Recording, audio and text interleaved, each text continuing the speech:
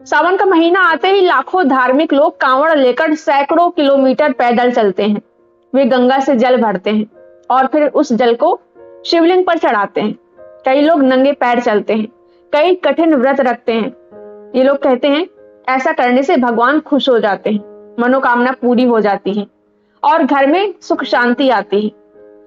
जो लोग भगवान को मानते हैं उनसे सवाल है, क्या सचमुच भगवान को पानी चढ़ाने से वे प्रसन्न हो जाते हैं?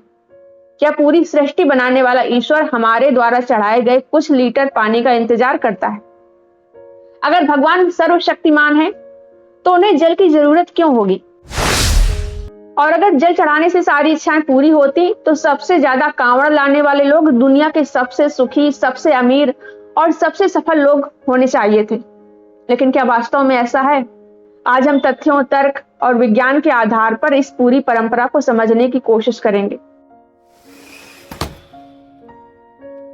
जल चढ़ाने की परंपरा आखिर शुरू कैसे हुई, आइए जानते हैं। पुराणों और धार्मिक ग्रंथों में शिव को जल अर्पित करने का उल्लेख मिलता है, लेकिन यह समझना जरूरी है कि धार्मिक ग्रंथ आस्था के ग्रंथ होते हैं, वे वैज्ञानिक शोध पत्र नहीं होते हैं। उनमें प्रतीक, कथाएं और आध्यात्मिक संदेश होते हैं, लेकिन उन्हें सत्य मान लेना, सच मान लेना गलत है। कहा जाता है कि जब गंगा स्वर्ग से पृथ्वी पर आई तो उसका वेग, उसकी स्पीड इतनी ज्यादा थी कि पृथ्वी नष्ट हो सकती थी। तब भगवान शिव ने गंगा को अपनी जटाओं में धारण कर लिया। इस कथा का धार्मिक महत्व हो सकता है, लेकिन इतिहास या विज्ञान के पास ऐसा कोई एविडेंस नहीं है कि यह घटना वास्तव में हुई थी। इतिहासकार इन कथाओं को प्रतीकात्मक मानते हैं, सच नहीं मानते। प्राचीन समय में आज जैसी सुविधाएं नहीं थी, भीषण गर्मी होती थी, लोग प्रकृति पर निर्भर थे। भारत में नदियों, पहाड़ों, पेड़ों और सूर्य तक की पूजा होती थी। पानी जीवन का सबसे बड़ा स्रोत था, इसी वजह से जल को पवित्र माना गया। धीरे धीरे जल को पूजा का हिस्सा बना दिया गया। कुछ विद्वानों का मानना है कि शिवलिंग पर लगातार जल चढ़ाने की परंपरा गर्मी में पत्थर को ठंडा रखने, जल के महत्व का प्रतीक बताने और धार्मिक अनुष्ठानों के कारण विकसित हुई। समय बीतता गया, प्रतीक धीरे धीरे चमत्कार बना दिए गए और लोगों ने मान लिया कि जल चढ़ाने से भगवान प्रसन्न होते हैं। आज जिस विशाल कांवड़ यात्रा को हम देखते हैं, वैसी परंपरा हजारों वर्षों से उसी रूप में मौजूद नहीं थी। समय के साथ इसका स्वरूप बदलता गया। पुराणों में शिव को गंगा जल अर्पित करने के उल्लेख मिलते हैं। बाद में भक्ति आंदोलन, स्थानीय परंपराएं और मंदिरों की संस्कृति और धार्मिक आयोजनों ने इसे और बड़ा रूप दे दिया। आज ये एक विशाल धार्मिक आयोजन बन चुका है। लेकिन इतिहास में किसी भी स्थान पर ऐसा कोई वैज्ञानिक प्रमाण नहीं मिलता कि जल चढ़ाने से अलौकिक शक्तियां एक्टिव हो जाती हैं या मनोकामना पूरी हो जाती है। अब सबसे जरूरी सवाल आता है कि आखिर करोड़ों लोग इस बात पर विश्वास क्यों करते हैं कि जल चढ़ाने से मनोकामना पूरी होती है या देवी देवता प्रसन्न होते हैं? इसके पीछे कई मनोवैज्ञानिक वजह हैं। पहली वजह है उम्मीद। जब इंसान किसी कठिनाई में होता है तो उसे उम्मीद चाहिए। अगर कोई कह दे कि ये पूजा कर लो, सब ठीक हो जाएगा, तो मन को सहारा मिल जाता है। उम्मीद इंसान को मानसिक शक्ति देती है, लेकिन उम्मीद और वास्तविकता दो अलग चीजें हैं। दूसरी वजह है संयोग। मान लीजिए किसी व्यक्ति ने जल चढ़ाया, कुछ दिनों बाद उसे नौकरी मिल गई, तो वो सोचता है, देखा भगवान ने मेरी सुन ली, भगवान ने कृपा कर दी। लेकिन वो ये नहीं सोचता है कि उसने 10 जगह आवेदन भी किया था, इंटरव्यू दिया था, मेहनत भी की थी, पढ़ाई की थी। हम अक्सर संयोग को चमत्कार समझ लेते हैं। इसे मनोविज्ञान में, साइकोलॉजी में कंफर्मेशन बायस कहा जाता है। यानी कि हम वही घटनाएं याद रखते हैं जो हमारी मान्यता को सही साबित करे, बाकी घटनाएं हम भूल जाते हैं। तीसरी वजह है बचपन से मिली शिक्षा।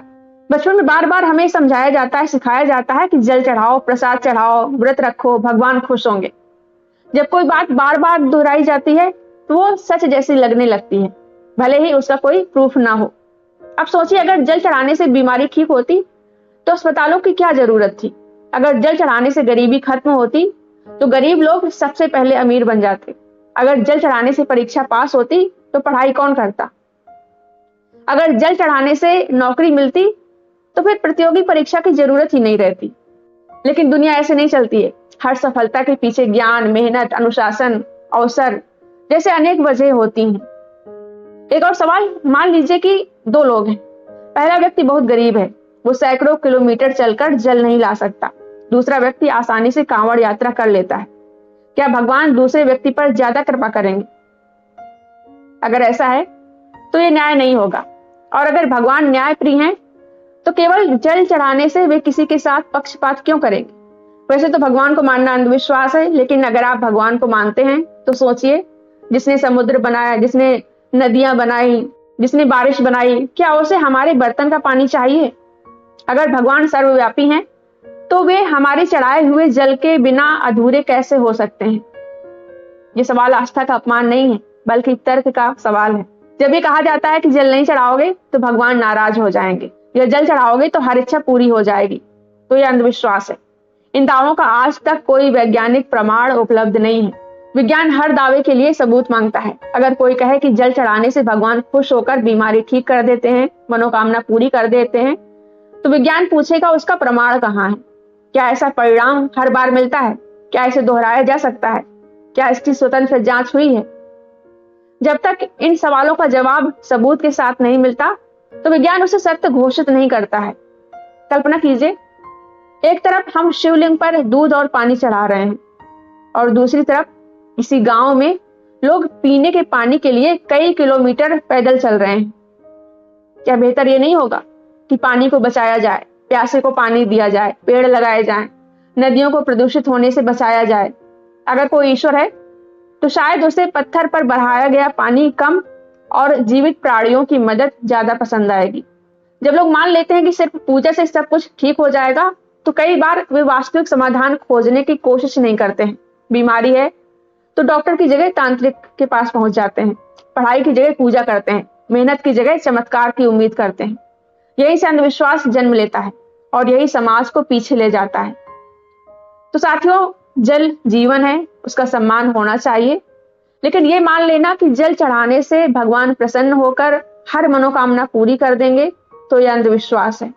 याद रखिए, समाज आगे बढ़ता है सवाल पूछने से, सोचने से, सबूत खोजने से, और मानवता को सबसे ज्यादा जरूरत है वैज्ञानिक सोच की। अगर आपको ये वीडियो विचार करने पर मजबूर करे तो इसे शेयर कीजिए, कमेंट में बताइए कि आपकी क्या राय है।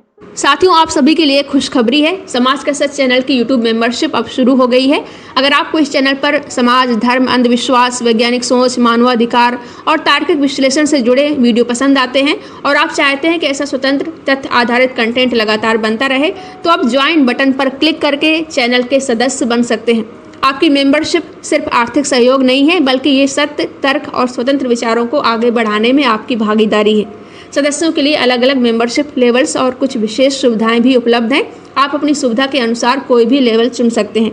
अगर अभी मेंबरशिप लेना संभव नहीं है तो भी आपका एक लाइक, कमेंट, शेयर और सब्सक्राइब मेरे लिए उतना ही महत्वपूर्ण है। आपके विश्वास, प्यार और सहयोग के लिए दिल से धन्यवाद। ज्वाइन बटन पर क्लिक करें और समाज का सच की इस यात्रा का हिस्सा बनें।